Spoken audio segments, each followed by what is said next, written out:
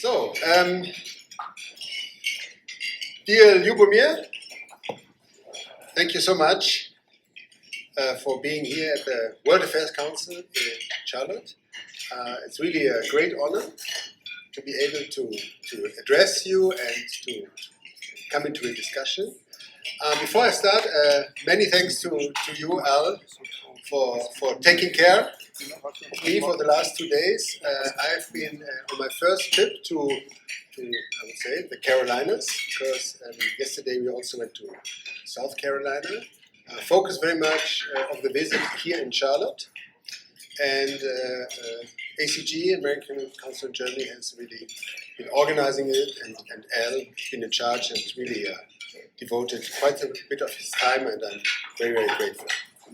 I'm also happy that our honorary consul, Reinhard von Hennigs, is here with us, and he's, of course, our point man here in Charlotte.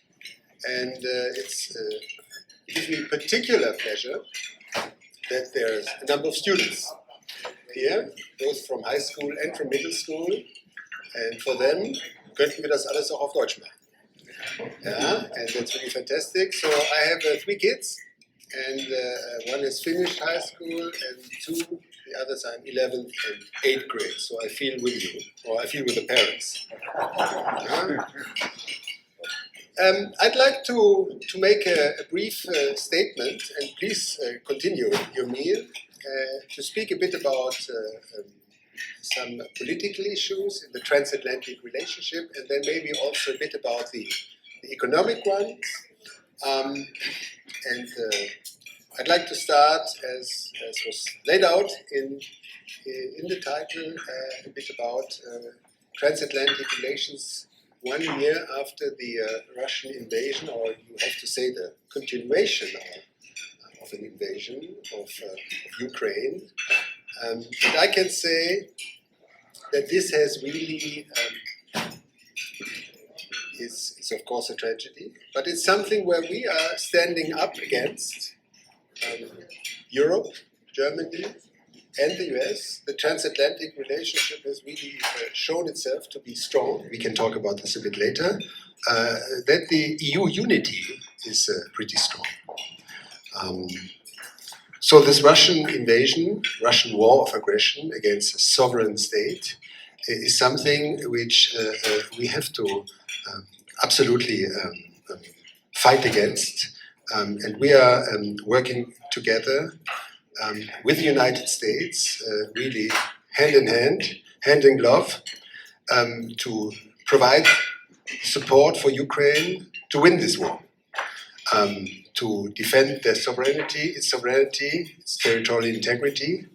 And we have done that really from day one, and the preparations have gone on then even before. And I want to name just a few. On the political front, of course, the close cooperation between the US and Europe and all G7 partners, also to bring about this clear condemnation of Russia in the United Nations, in the General Assembly, with a number of very clear, resounding votes condemning Russia's aggression. And we are also working, of course, to send very strong political signals, accountability, working on an international tribunal. So this is something which is very, very important. We work together on the economic front. The sanctions which have been taken together against Russia were closely coordinated between the EU and the US. I think a main vehicle, or an important vehicle, was the G7, together with also our partners like Canada, Japan, etc. We had Germany, the presidency of the G7 last year, so very, very close cooperation with the US. And we have done all these sanctions, of course, absolutely in sync, otherwise they would also not work. Be it the freezing of central bank assets, being the export controls, export stops, be it the listing of oligarchs, and of course also the oil price cap, something which is of great importance. And we are working together on making sure there's no diverting a way around the sanctions, which is of course always a threat and a big complication. But we are also working on that. And of course, we are working together very much on providing military support. Military support to Ukraine, badly needed, very important. And we are, I can say, which I think is also clear, it has been in the press, that our commitment to deliver these state-of-the-art battle tanks, Leopard 2, we have fulfilled that. They have been arrived, I think, this week in Ukraine. Training has been going on, of course. There are also infantry fighting vehicles, the Mars, multiple rocket launchers, etc., etc. All of this in very, very close coordination with the United States, which has taken the lead and is really leading this international coalition, and is, of course, a very, very tough situation for Ukraine, but we are absolutely determined and committed to stay with them. So, and then there's, of course, also all the non-military economic support, lots of support for helping the Ukraine budget, helping to cope with this massive energy crisis, and also preparing for reconstruction, because this will be an important question right now. We cannot address it. They're in the middle of the war, but we have to prepare for that, and many preparations are ongoing. And I have a figure here, but I don't want to come here side figures, but the EU and its member states up to now have provided $73 billion for Ukraine, and we are committed, of course, to staying the course for as long as it takes. The Russian aggression against Ukraine has had a number of side effects, I would say. Not sure that is a correct word. One is it has strengthened NATO. I think all this debate a few years ago about the end of NATO, NATO brain dead, questioning of NATO, this has really gone away. We have seen very clearly NATO is the main engine for providing security for us, with the leadership of the United States, but with a very strong commitment of the other NATO partners. And this is something which also is reflected by the discussion we have in Germany. And of course, a number of things have been exposed by the Russian aggression in the war against Ukraine. One is, in particular for us, the energy dependency which we had vis-à-vis or with regard to Russian fossil fuels. We had in Germany 55% of our gas coming from Russia, 40% of our oil, and so this was a strategic dependency which we have now cut. It has gone down to zero.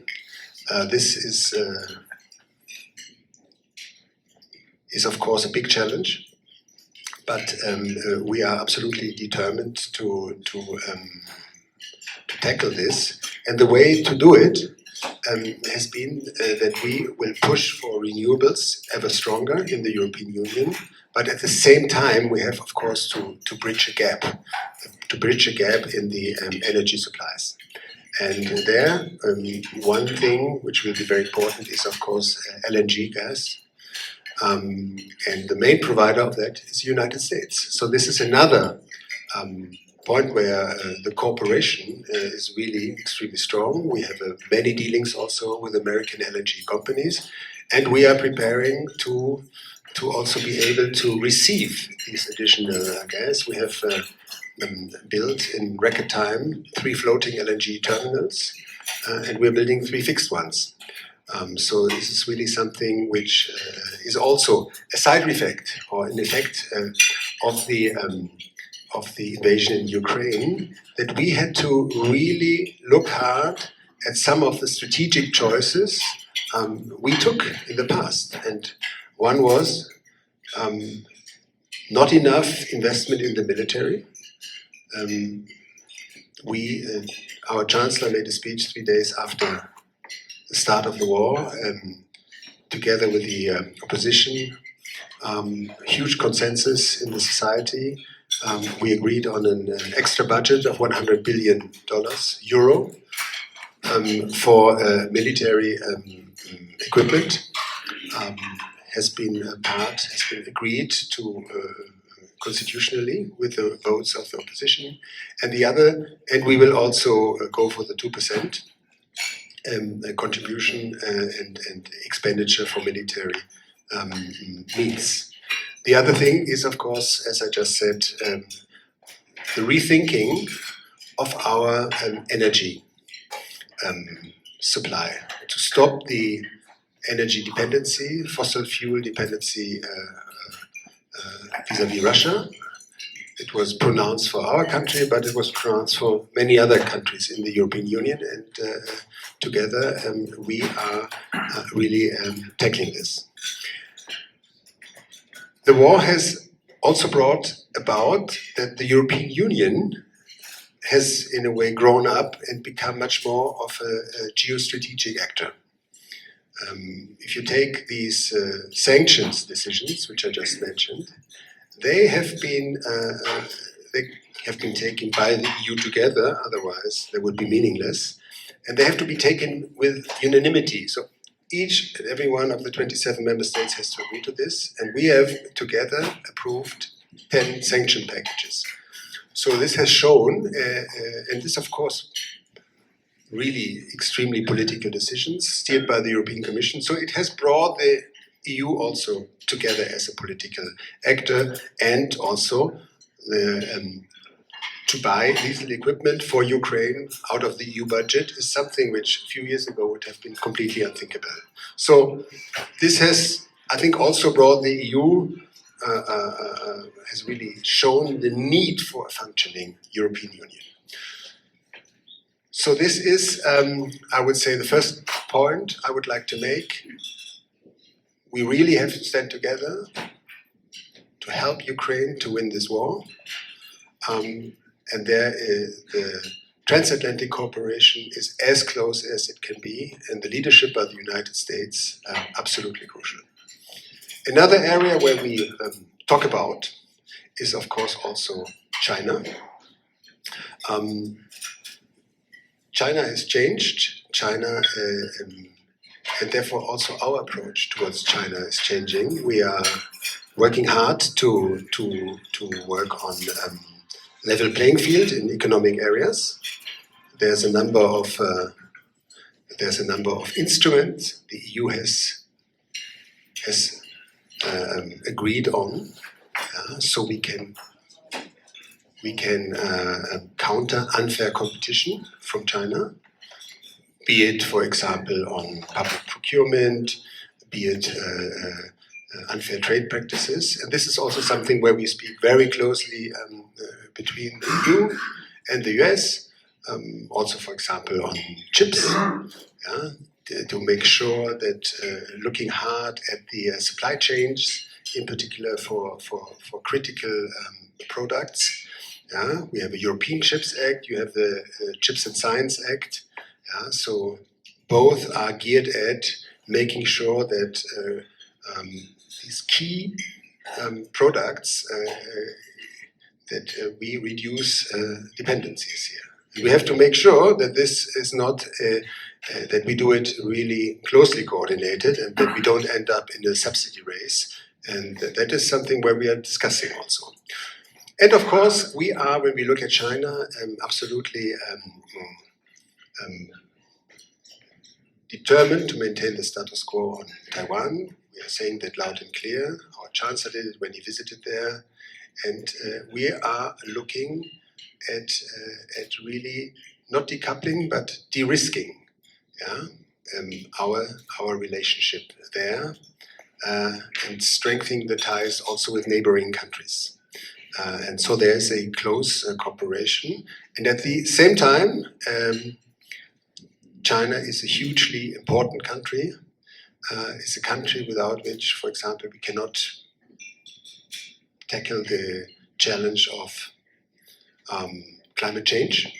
And so we are also looking at areas where we work together. So a very important question, a very important topic. I know it is a very hot topic in this country every day.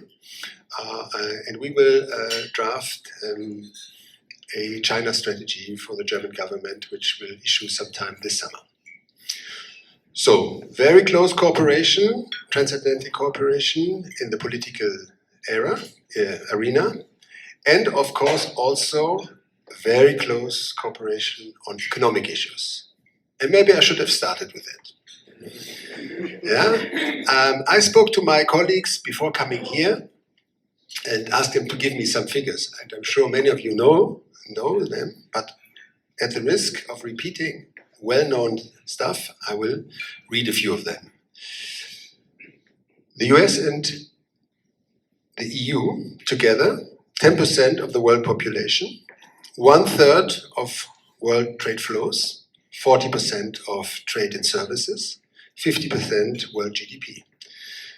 So this is a just enormous joint trading or economic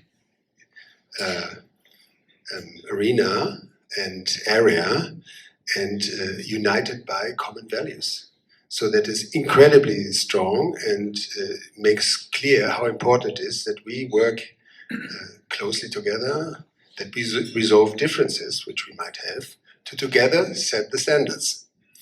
And the basis for all of this is, of course, the exchange of companies. And I can say, if I just look now at investments of German companies in the US, it's absolutely fantastic. We have 5,600 German companies in the US. They have invested 640 billion US dollars.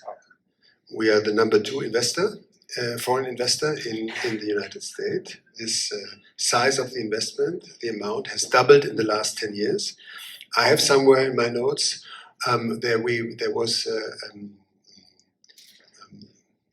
German companies were asked, okay, what are your investment plans for the next years? I think almost all of them answered they're planning to step it up even more.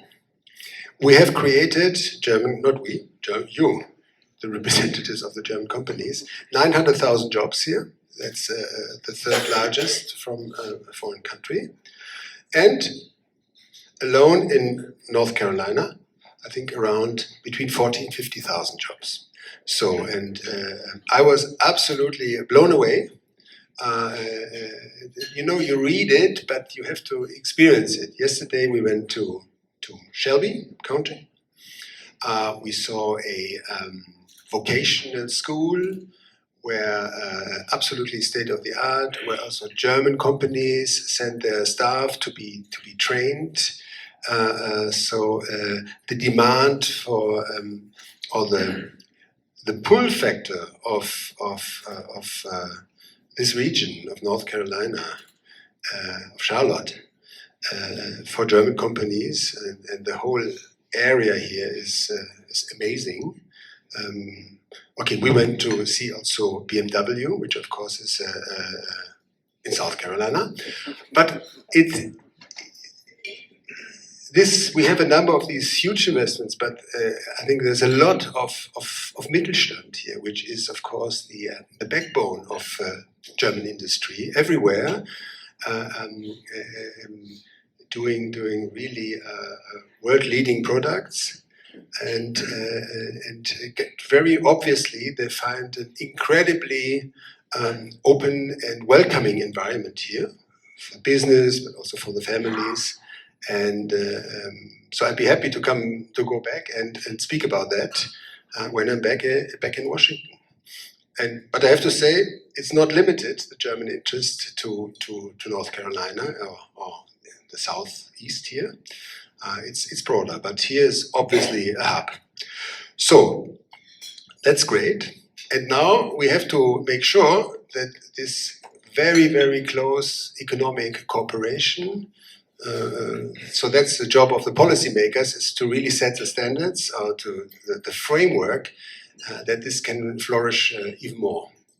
I think one area of cooperation which is incredibly important also for the whole of mankind, if you pardon me this grand statement, is of course climate change, the biggest challenge ahead of us.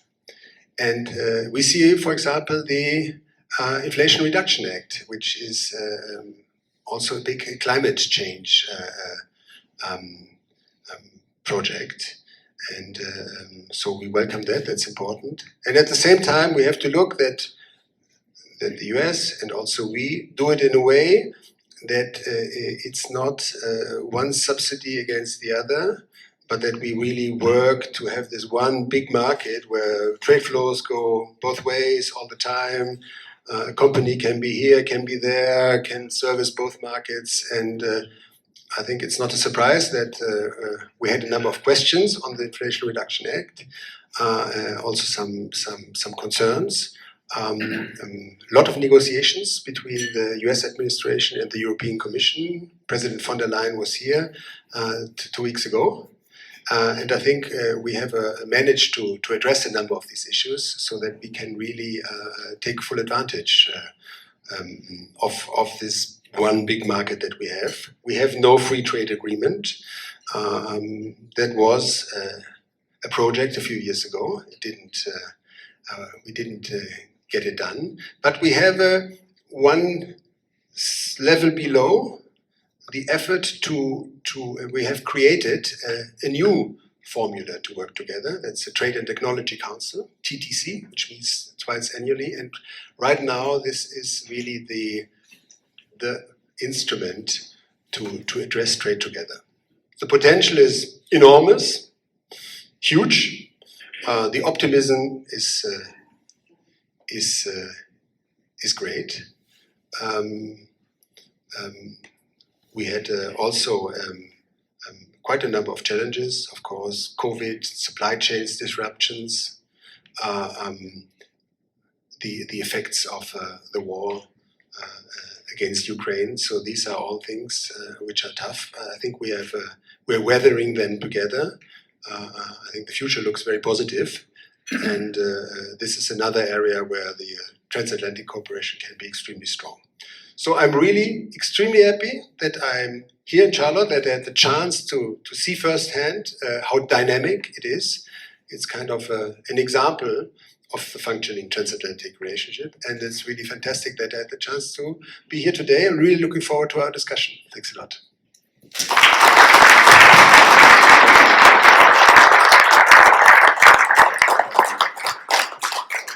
No, only one. Only one mic. No, we have. Oh, we have another one? Good. We're going to share the stage. Okay. My mother's here. I'm an only child. She knows what a prima donna I am. So, my name is Dave Calloway. Thank you, Mr. Ambassador. Appreciate it. So now is Q&A time. And I have 3 rules for Q&A from the Kennedy School of Government. Number 1 is when you ask a question, state your name. Number 2, state where you're from. And number 3, all questions end with a question mark. All questions end with a question mark. So we're going to give it a try. Hey, my name is Dave Calloway. I am the Chief of Crisis Operations and the Chief Sustainability Officer for Atrium Health. Thank you for being here, sir. And my question has to do with China. You covered basically everything that I care about in your comments, and I had to scroll deep in my questions. So you talked about the importance of China. Your 2 largest partners are the trade partners are the US and China. As you pivoted away from Russia, the trade deficit with China has gone up. China is about 191 billion, I think I saw, in trade with Germany. How do you decouple or de-risk that relationship with China on the economic standpoint? And how do you use that power to help strengthen the transatlantic alliance with the US and our values? Our being US and German values. Mm-hmm.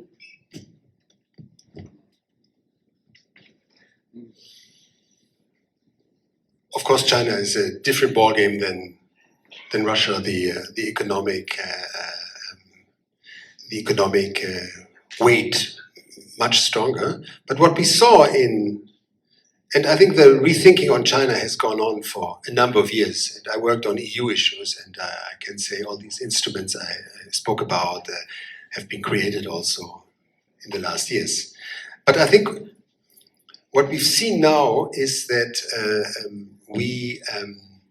this dependency, the risk that it carries, and when we look at China, there's of course a risk of an economic dependency.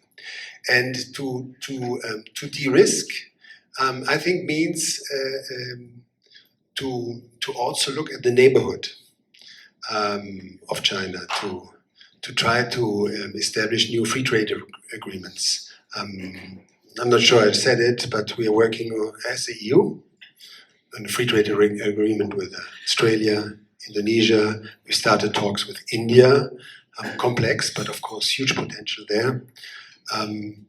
We are speaking about Vietnam. So I think this is important, not to focus yourself on China, but also to go and look at the neighborhood. And I think also, and this happened and started, of course, very much with COVID, to have a very, very strong look at the supply chains. Which are the critical products which we want to be able to produce ourselves, to produce, and I think this is the important thing, and here it comes long-winded to your question, to produce together with your friend.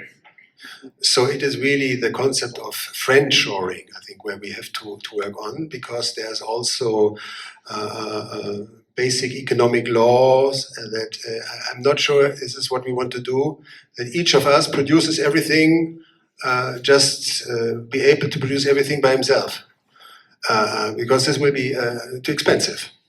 But we are united with same values, believe in multilateral structures, etc. So that's really the big area we have to look at, and I think there is a lot of potential, and this is where we have to work on.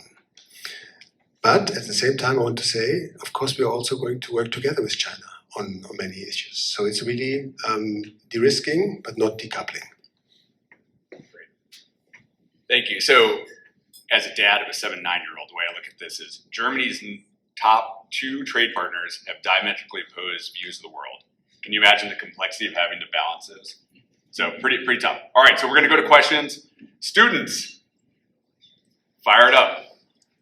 All right, so remember, the mic's coming around. We have a mic. Here we go. All right. Name, where you're from, and question with a question mark. Hi, yeah, I'm Max Hirsch. I go to Myers Park High School, and I'm in 11th grade in the IB program. I had a question about immigration. The immigrants you're taking in from Ukraine, how that's affecting the political stance in Germany, and also as well the economic too. Hey, great question. I have to check that I don't say a wrong thing. So we have 1.2 million Ukrainian refugees in Germany, and that's of course a strain. But I can say there's a huge welcoming mode. Many of them live with their families, and we have, and this again together in the European Union, we have given them full rights. So basically some kind of green card, so they can live in Germany, other parts of Europe, they can work, they get social security. And we have also 200,000 Ukrainian children in school, where they can go free of charge. And of course, it also puts a strain on the society. Yeah, there's also a debate from the sub-federal level, yeah, about providing the housing, etc. But I would say there's really a lot of solidarity in the society. I have the impression that many of them are also very skilled workers, so I think they make an impact, positive impact on our economy. Most of them women and children. They want to go back to their families, and they're really waiting for the war to be over to be able to return. But there's right now, I think, in the European Union, a lot of solidarity, and I would like to name in particular also Poland. Poland, which has taken an enormous number of Ukrainians. Thank you, sir. Great question. Immigration impact on society and on economics. Do we have another question from the, yes? My name's Virginia Isaacs, and I'm from South Academy of International Languages, and I'm in the 8th grade. And I was wondering what type of resources you guys are bringing in from Germany to help the people in Ukraine.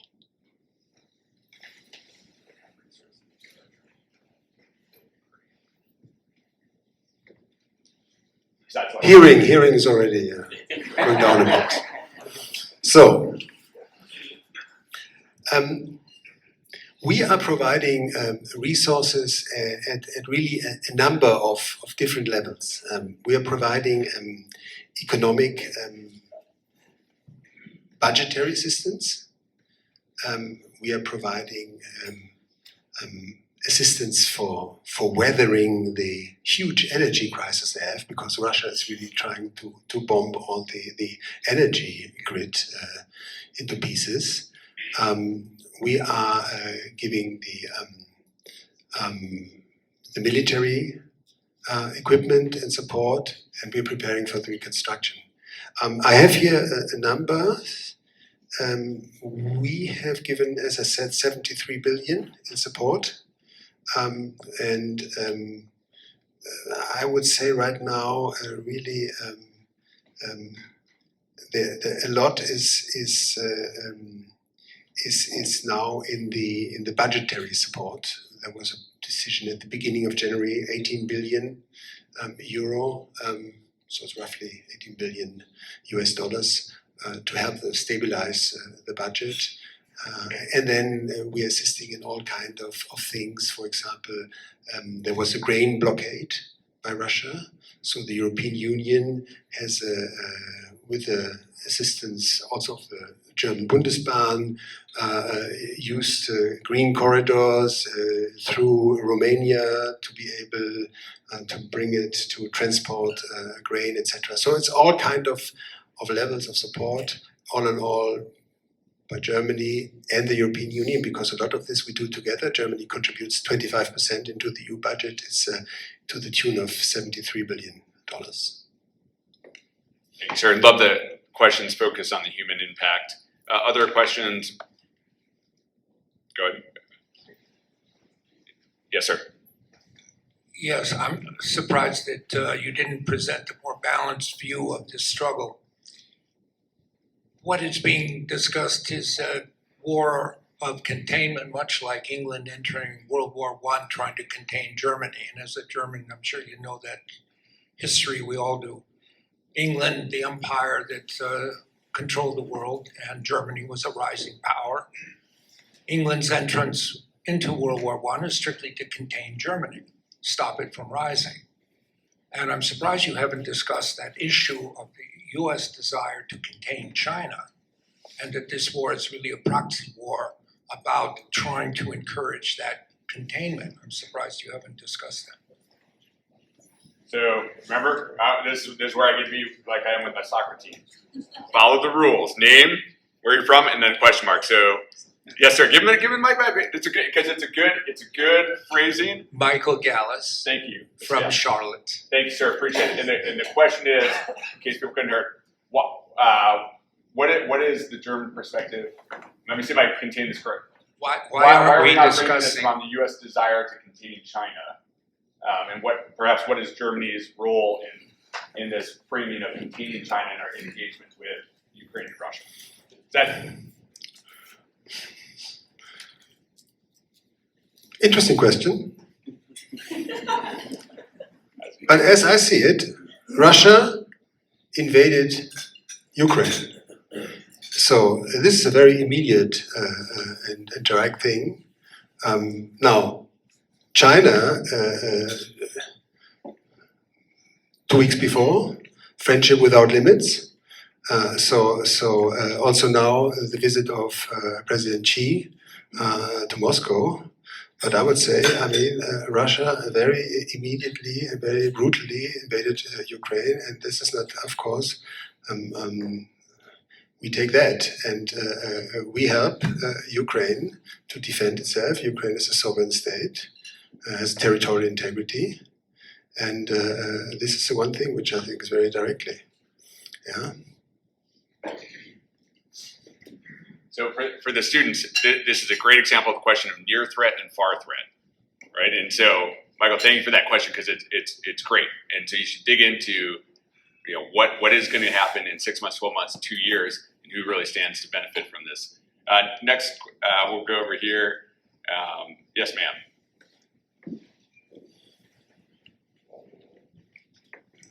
My name is Nora Lindenberg, and we live in Lake Wiley, South Carolina. And we appreciate the German investment there. I would like to ask if you could give us an update on what is happening with the Zaporizhzhia nuclear plant. What's been done to protect it? Zaporozhye. Yes, I have not the details on that. It's of course high on the agenda, and I think we had a visit of the IAEA Chief Grossi to Ukraine, I think just this week, and I think we are sending very strong signals that also to Russia that the nuclear power plant must be really protected to avoid nuclear catastrophe. And that's of course something we absolutely reject. That the way that it was also put under fire, not under fire, taken under fire. How do you say? Yeah? German, you say ins Feuer genommen.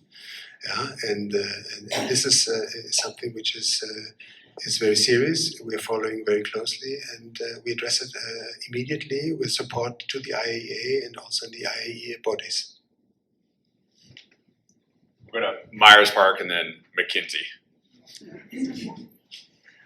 Hello, my name is Alexander Forstner. I'm a sophomore at Myers Park High School, and I wanted to ask about the energy crisis. How do you think Germany can become more independent since the loss of the Russian resources and energy? I think our answer would be that we, together with our European partners, push ahead with our drive into renewables. We have a program called Fit for 55, which describes our path to expand development of renewables, wind, solar, hydrogen, and this is something which we want to step up. And as I was saying before, we are not there yet, and therefore we have to bridge this time period. And in any case, we will also need a ground load. And one way to bridge it now is also to look at alternative sources for gas. One country which has stepped in very much is Norway. But there's also the biggest producer in the world of LNG gas is the United States. And so we are in close contact also with companies here to buy additional gas from the US.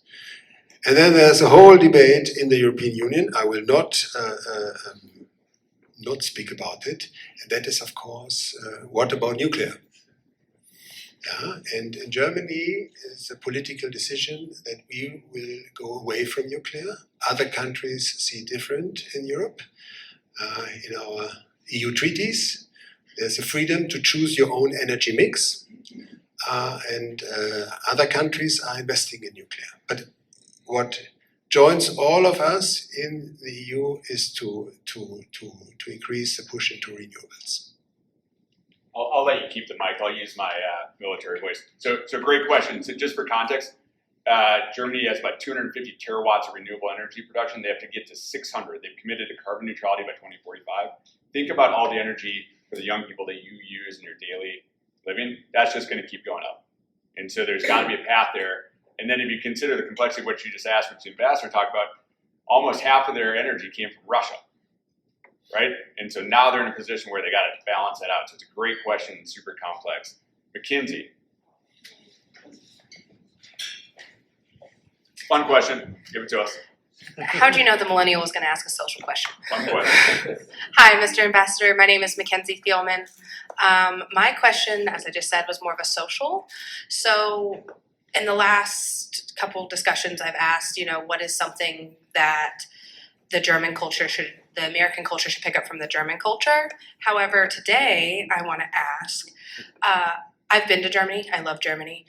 I feel like the country itself and the politics there are incredibly accountable for the things that have happened and the things you're trying to make happen. What is something you would love the American culture, economy, anything to pick up from a German accountability? I talk fast, I'm sorry. Accountability, what you mean, looking at your own past? Or? All of the above, whichever you suggest. What lessons can Germans give to the Americans to be more accountable for our actions? It's a very interesting question, but I feel very uncomfortable giving advice. So each country has to basically pick its own path.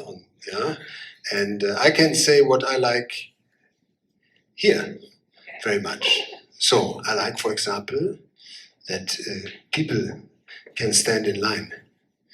Yeah, when you go to somewhere in Germany and you want to buy something or you want to go into a bus, also, man, that is crazy.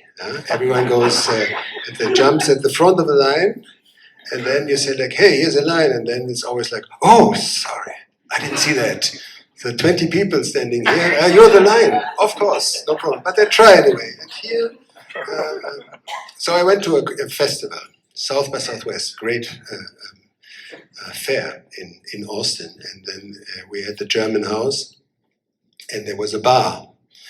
And it was very hard to get a drink because there was a line. These were the American guests. And then there was some chaotic movement in the front. Who got the drinks first? And these were the German ones.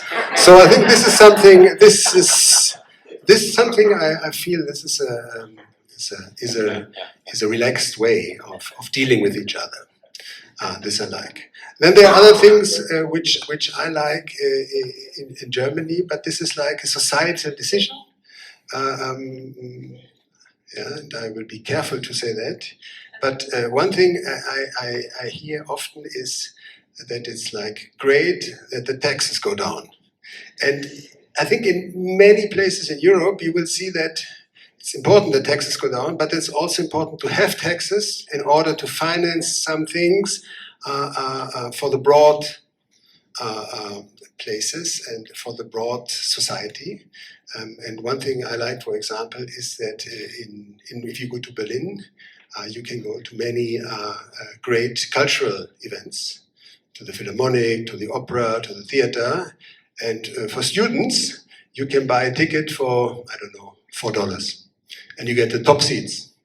And this is only because it's so heavily subsidized by the taxes. So this is, here you have the system of like the benefactors, etc. But it will be hard to reach a really broad group of people. But this is, again, each country has to decide on its own. But that's something which I think functions well when you go to Berlin. One more question. I go no further. You just want to bring lives to Germany, is what you're saying. All right, last question. I'm going to make the team get their steps in today.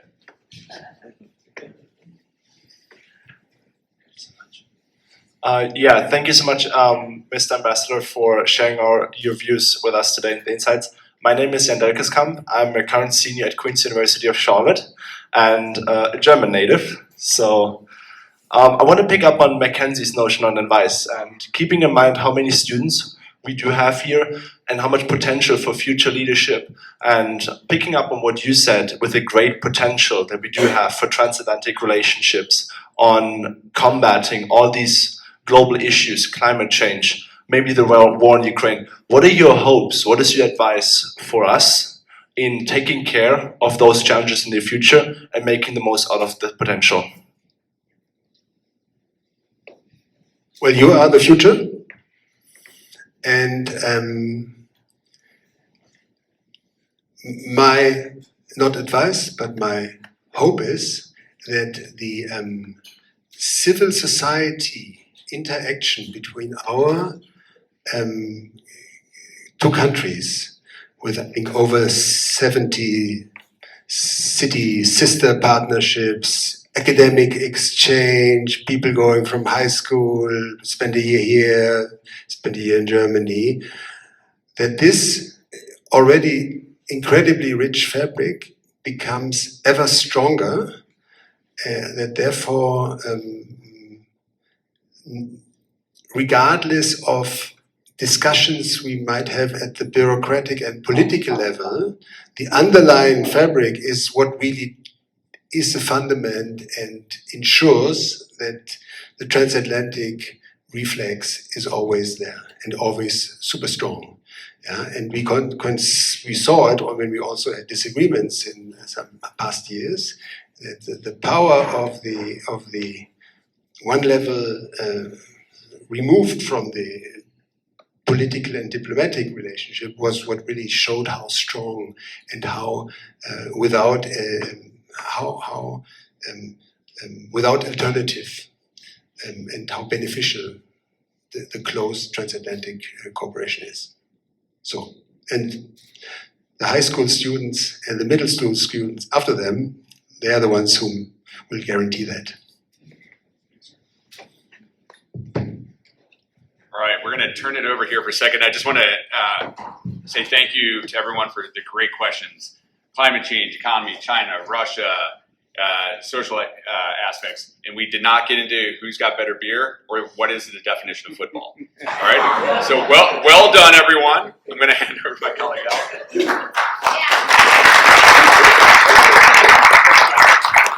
Yes, thank you very much, Mr. Ambassador. Again, on behalf of the American Council on Germany and the World Affairs Council, we really want to thank you.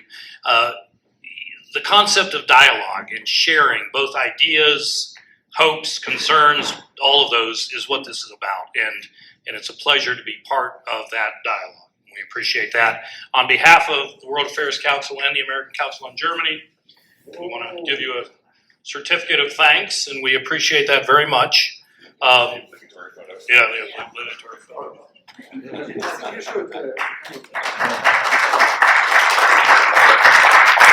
And again, thank you, Mr. Ambassador. Again, on behalf of the World Affairs Council, if you're not a member, please consider that. The programming doesn't happen by itself. Same goes for the American Council on Germany. It is a pleasure, and I think Charlotte, as we've trained our visitor, Charlotte cooperates very well, has a lot of amazing things to share, and it's nice to have him learn a little bit about us and we learn from him. And again, thank you very much. Have a great rest of the day, and we appreciate it. Have a good one.